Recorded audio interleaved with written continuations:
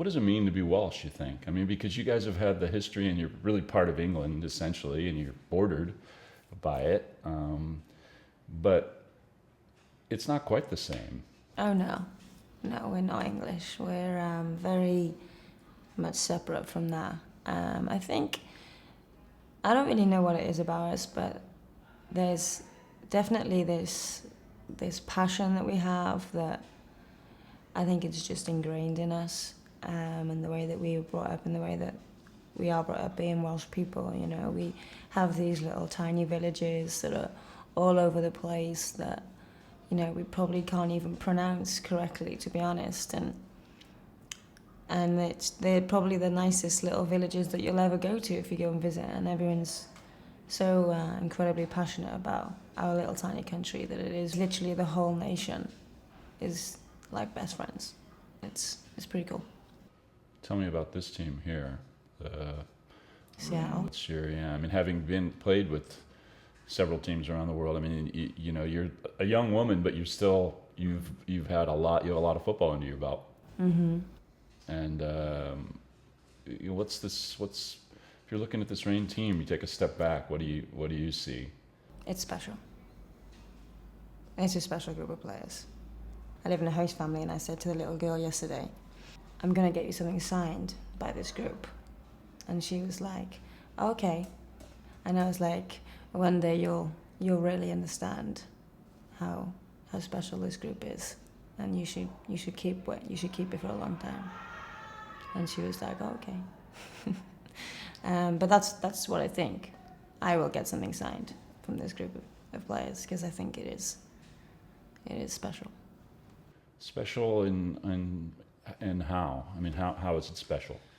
I think it's special in, you know, the dynamics that we have, the players that we have, the way that it works, the way that the group has kind of evolved, the atmosphere and the personality that we have is something that I don't think you will see really that often again.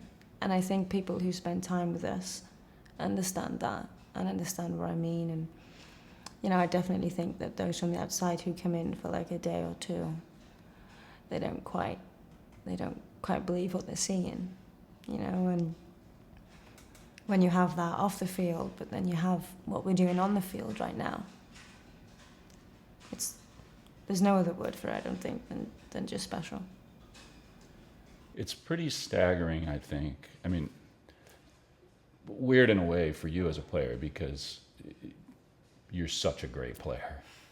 And I think sometimes actually the abandon with which you play can obscure the technical aspects of your game, because people can say, "Oh, that Fishlock, she's throwing herself around. She just amazing, the zeal with which you know how much you love the game." But I think your niftiness and just your technical ability is supreme. But when you look around this team, it's kind of a mind blower. Yeah. No, it is. It actually is. And it's funny because, you know, we train with each other every day, right? And so it's quite funny when someone does something like spoon a shot and everyone's like, wait, because, you know, it just doesn't happen in this group of players because, you know, you have Sumi, who is just outrageous, you know. She's so what's the word? She's so deft with everything that she does. You know, she never looks like she's sweating. She never looks like she's coming out of a jog. Yet she just annihilates people and has nothing but precision in everything that she does. You know, and then you have Kim. It's Kim.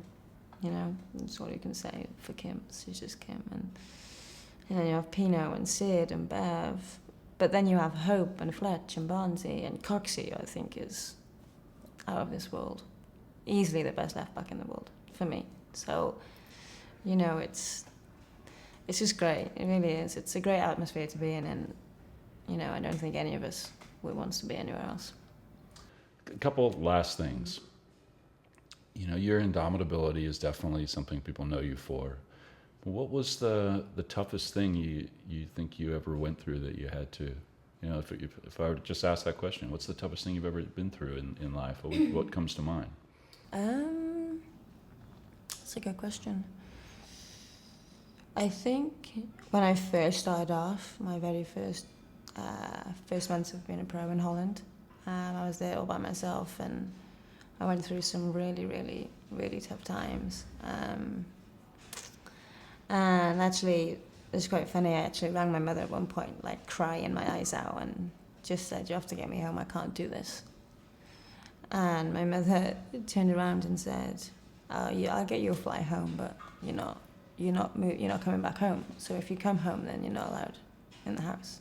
And I was like, "Huh?" I was like, "What are you on about?" And she said, "Your whole life, this is all you've ever wanted.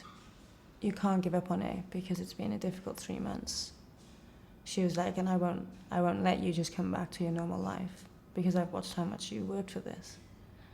And then I was like, well, Mum, I'm not speaking to you type thing. And she made me see out the rest of the year. And come 6 months, I was on the time of my life. I would never have looked back. But that 3 months were probably the hardest of my life. And I was so close to giving up. And to be honest, if I didn't have the toughest love ever from my mother, then maybe I would have. But we'll never know, I guess, because I didn't. And it made me so much stronger because I realized that I probably couldn't get any lower than that point. And if there's any tough times that I go through now, I always remember that. And then I'm okay because I know that I'll be fine. You certainly weren't the paper cutout little girl, and I wonder what's your mom's perspective been on that? Because on one hand, okay, Jess, she's not just going to go find the cute boy next door in Wales and have 4 kids in the cottage. Mm-hmm. This wasn't what you were made to do. No. And on one, for maybe some parents, that's a disappointment. It's not necessarily. It isn't the Barbie doll route. No. Yeah. But yet,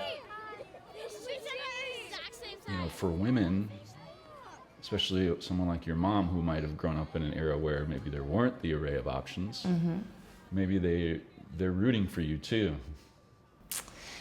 Yeah. You know what? We've had some difficult periods, obviously, like you said. My mum and my dad were brought up in a different type of era to the one that we're in now. And a lot of, I don't think it's from the case of, it's just a lack of understanding more than anything else. But what I love my mum and dad for the most is that they were so open to try and understand. We're so close now, and it wasn't always that easy, but like I said, for me, for them to willingly go outside their comfort zone to try and understand that part of my life and that part of who I am, I think is honestly, it's really, really great. I love them so much for that. There must have been boys who just fell. I hear you're a great footballer. You're like a guy's dream, You can hang with the guys, but yet you're beautiful. Yeah. And there must have been boys along the way when you were young who fell in love with Jess, and it was an impossibility. Yeah. Yeah. I did kind of have a boyfriend, but not really a boyfriend at one point, and it was completely because, I just... It wasn't for me. I didn't do it for me, obviously. I do, I should apologize to him, really. I don't even think I held his hand, to be honest. The poor guy. But, I guess at that point I was young. I was like, I don't even know, 16, 17 maybe, and I was trying to do the right thing, I guess, by my family and yeah. So you're dating this guy, kind of thinking, oh, maybe there's some remote corner of me that I can excavate to find something, but it's not. Oh no, I knew. It was never, ever. Like I said, I don't even think I held his hand. So he must have knew too. But Do you still talk to him or know him?